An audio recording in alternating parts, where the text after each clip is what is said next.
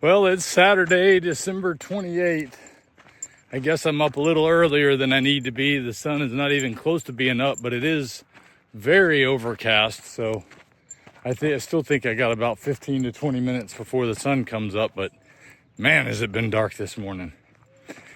And just thought I'd come check in with you guys. You know, the holiday season can be rough on a lot of us, and it wasn't that easy for us this time either. We had to wait for my son to be able to get off of work on Christmas Eve before we could go visit my mother. And we usually go visit my mother every Christmas, and we have a celebration at her house on Christmas Eve. So we had to postpone that to Christmas Day this year. And that unfortunately got it to where some of our normal family members who could show up on Christmas Eve weren't able to show up on Christmas Day. And so it was a little smaller than it usually is. And then staying in my mom's house, she hasn't been staying in the house. She's been staying at the retirement home, and the house is practically empty. And she had forgotten that there's no furniture in the house. There's a handful of beds, but we had 5 people with us and 2 dogs, and we were in there and kind of packed in, nowhere to sit, and it was not that bad, but I mean, it was like nothing worked. We had no we didn't have electricity, but we didn't have any television or anything like that, which was fine because we were spending time together. But it was just not your normal situation, and extremely dusty everywhere. Man, I was sneezing all the time I was there. Dust still gets me, but it was good seeing my mom. It's always rough as she's getting older, you know, seeing that there's a little more decline each year, but she looks really good.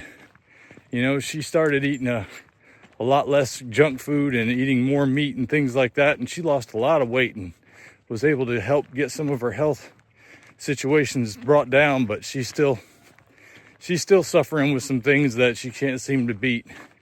But she's not full carnivore. She would like to be, but she's afraid. And, you know, it's one of those things. I don't try to push anybody in a direction that they're afraid to go in, because I'm no expert on any of this stuff, but she's seen the changes. And I'm just glad she's as healthy as she is, because my grandmother, boy, when she was much younger than her when she had a stroke, and boy, it was rough, her last few years on this earth, having to go through life with only half of your body able to respond to you. So that was tough, but I'm just thankful that she's healthy and happy. You know, when I think about all this stuff too, and I think about her husband dying a couple of years ago, and my oldest brother, her son, dying last year, and I think about these things that have been going on in our medical system as I'm listening to this book called The Real Anthony Fauci by Robert F. Kennedy Jr. This book came out a couple of years ago. I can't believe I'm just hearing it now, because it's like it fills in this whole backstory on things that I already knew, where, you know, what was on the surface apparent about what Fauci was doing during the pandemic, that were ways of making a lot of people a lot of money, including himself. And also knowing Gates's position as a population control advocate and his role involving the World Health Organization and all of those things. But this book really gives you the background on how all of that came together, like how this 2 perfect storms came together to make the ultimate perfect storm for our healthcare system. And it really kind of gets to you when you start to think about your loved ones who have been affected greatly by the health decisions over the past few decades. And I read about the information that involves the AIDS epidemic and what happened during the 80s. I remember we were thinking that was going to be it was like the pandemic to end all pandemics, and everybody was scared to death. But ultimately, it was not the boogeyman that we were told that it was, and that was because Fauci's guidance down the wrong path for purposes of getting funding for himself and funding for his pharmaceutical partners. I mean, these guys game the system like I have never seen. And it's, it all comes back to the fact that our politicians years ago, starting with the Wilson administration, started to basically abdicate their power over to the bureaucracy. So with the passing of the 16th and the 17th Amendments, we basically broke federalism.